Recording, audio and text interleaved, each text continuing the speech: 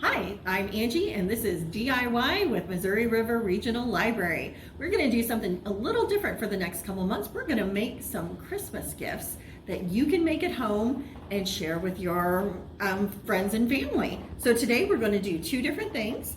We're going to do glass etching, and we have a couple examples here. We're going to do a mug and a mirror today, and then we're also going to do a ceramic painting. And here's a couple examples of that ceramic painting with some Sharpie paint pens. All right, I am being directed by my co-host for DIY, Mariah, and she is in charge of doing these kinds of projects at the library. So if I mess this up, she'll jump in and let us know. Hi, I'm Mariah, and I often do the adult crafts here at the library. I do event programming, and one of my favorite things is to do the crafts that you can give away as presents. So Angie does fantastic on video. We're going to let her make these today, but I will be behind the camera in case there's anything that I need to jump in and go, wait. Oh, hope that you guys have fun with this. All right, the first project we're gonna do is glass etching. We're gonna do it on two different things. We have a little glass mug here and then a mirror we're gonna try out. Now, the first thing you need to know is that we are using Armour Etch, which is a glass etching cream, and it's toxic to people. So make sure you wear your vinyl gloves when you're doing this project. The other things you're gonna need, well, of course you need something glass to put this on. You want either vinyl stencils, adhesive stencils, that will stick to something. You don't want stencils that aren't adhesive because your etching cream will get underneath them and then your glass etching will look terrible. And who wants that? If you are artistic and can draw, not me, you can buy Cricut or Silhouette paper. It's a adhesive backed craft paper, and you can draw your own kind of stencil and cut it out and use that. That is only for the people with artistic talent. Not me, like I said. I am going to use pre-made stencils here. I have chosen a little heart flower for the mug. You want it to be nice and stuck on your glass because you don't want the cream to get underneath there. So if you have a little bubble along the edge, that's fine because we're not going to go around the edge here. We're only going to go around the stencil. Unless you want to do that. If you had a stencil that you wanted to have a frame around it, then you would do that, but you want to make sure your edges are nice and stuck to your glass. Like this has a little bubble, but I'm not going to worry about it because we're not going to put any cream right there. And then for my mirror, I'm going to do a little honeybee theme here. So I have some words and then a little honeybee, and we're going to do that as well. So the first thing I'm going to do is I'm going to put on my gloves because I don't want to burn my hands. I've done that often enough with other things, like chopping up jalapenos. Oh, that's the worst thing if you get jalapeno juice on your hands or any kind of hot pepper juice. I got some in my eye last week. It was terrible. So we're gonna do this. Then our Armour etching cream is a thick kind of cream that we want to put all over our stencil. You can use a paintbrush. I'm going to use, I think I'm going to use this paintbrush right here. So you just get some in there. Oops, probably not that much. And then you want to cover the stencil pretty thickly. Mariah told me not to go too thin and try to save money. You want it nice and thick so that it really gets in there and really penetrates to the glass. So we'll get that all over my stencil here. And I hope these turn out nice because they would make very good Christmas presents. I always like doing homemade Christmas presents. I feel like it has a little bit more meaning if you've made it yourself and you've put some time into, you know, creating something for someone instead of just purchasing. Now, I often purchase gifts too, but this seems like a much more meaningful gift to me. So I've got that one all done. I'm gonna set it aside and let it wait for 10 to 15 minutes. Now the directions on here say wait 1 to 3 minutes, but Mariah has done this many times for classes here at the library, and she said that after 5 minutes, it's not quite dry or it's not quite etched. So you want to wait 10 minutes. But after 10 minutes, it doesn't really make a difference. If you leave it on there for 15, it's not gonna hurt it and it's not gonna be bad. So leave it on 10 to 15 minutes. I'm gonna do my little mirror here. Mariah is thinking about doing a class with mirror etching. So look for that in our program calendar. You can sign up for that. It does sound pretty fun. And actually, I kind of like the mirror etching a little easier. Maybe because it is flat. And okay, so, you know, if you've watched my videos, I'm not the neatest person. And I have some stuck on my glass here. So it is probably gonna etch it because it's already, so I've messed up. This one will go to me, it's fine. But, ooh, and it runs, so keep it flat. So we're gonna leave these sitting over here for 10 to 15 minutes, and then we'll peel off the stencils and see what happens. Hopefully they look beautiful and they're worthy of giving away.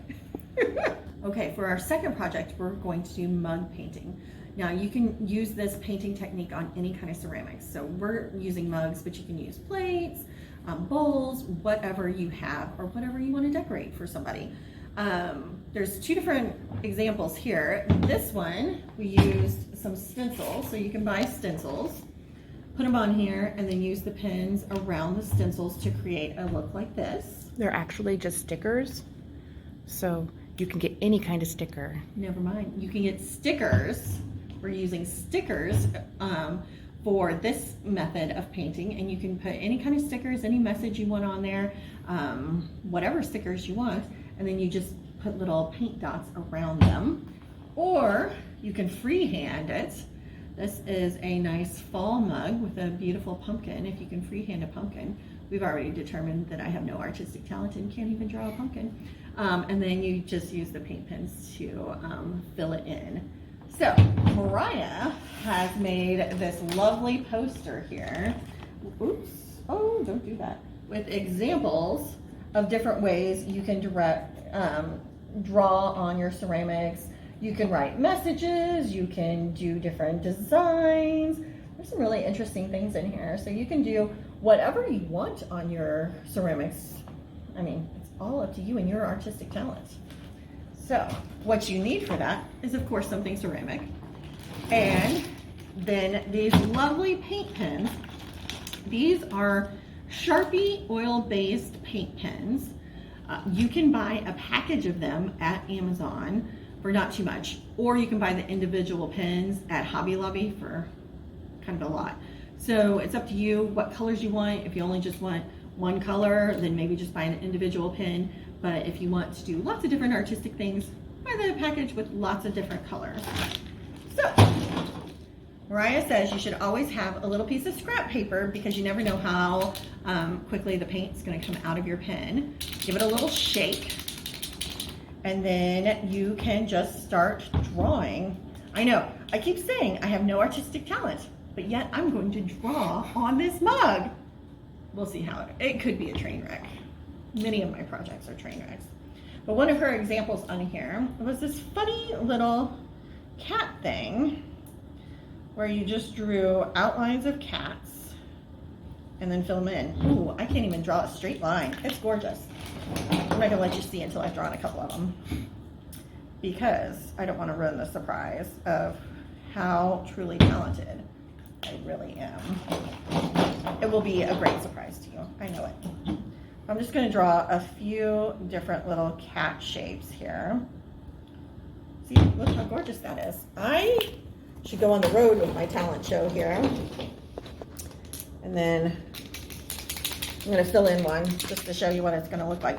You can do the dots, which Mariah says is much easier. And I have to agree, that does work pretty good.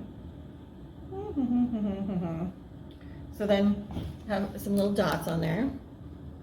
You could also try to fill it in with full lines if you really wanted to. So it's just like coloring when you were a kid. You color in the lines or outside of the lines, whatever your particular talent is. So those are 2 different ways you can do it.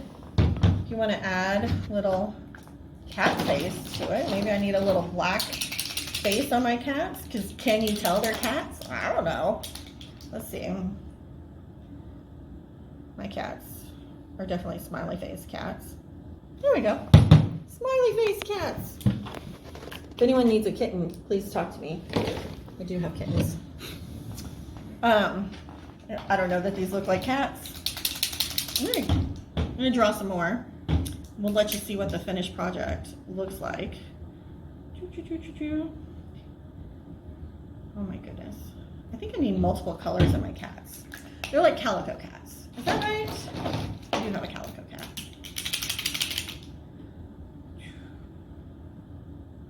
Okay, so this project proves that even someone with very little talent can make a homemade mug.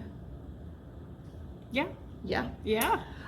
So what do you do with this? Is this ready to go? No, not even. Once you're done with your fantastic artistic creation that, should be in a museum probably, at least the gift shop, you're gonna bake this in the oven, 350 for 30 minutes.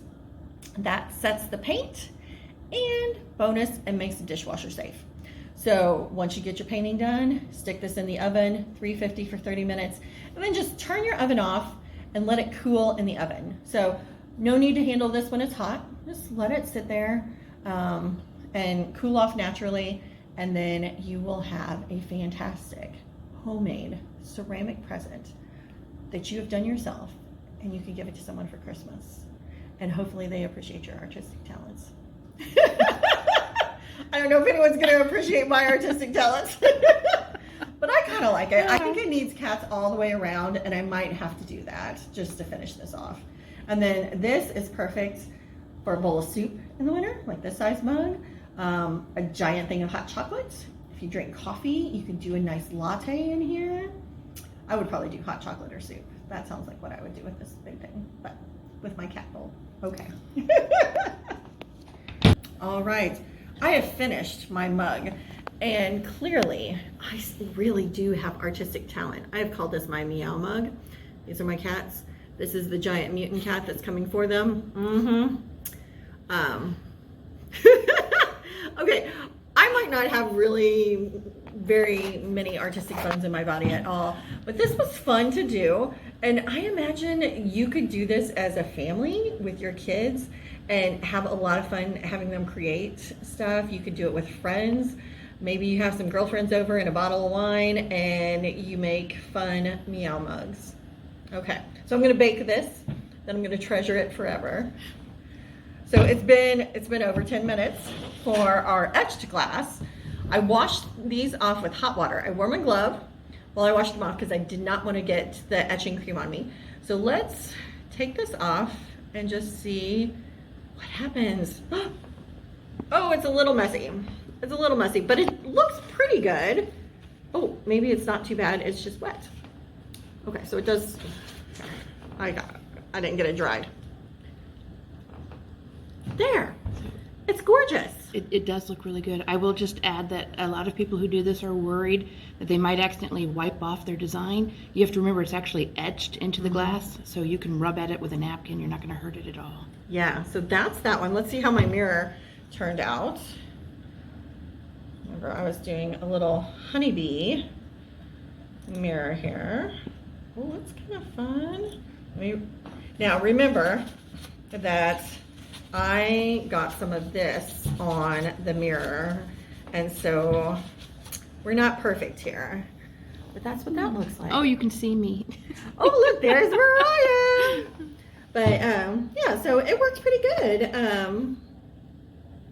Yeah, you can see my mistakes, but we always learn from our mistakes, right? So next time I will know that it could get a little runny, so be careful. Maybe I just had a little too much on this bee, but I think that turned out really cute. All three of my artistic creations here were cute. That took no time at all, so you can do this very easily. Do multiple ones of them for all your family and friends, and just have fun making Christmas presents this year. So I hope you do try these projects, and I hope you've enjoyed our DIY Christmas presents at Missouri River Regional Library. Bye. Bye.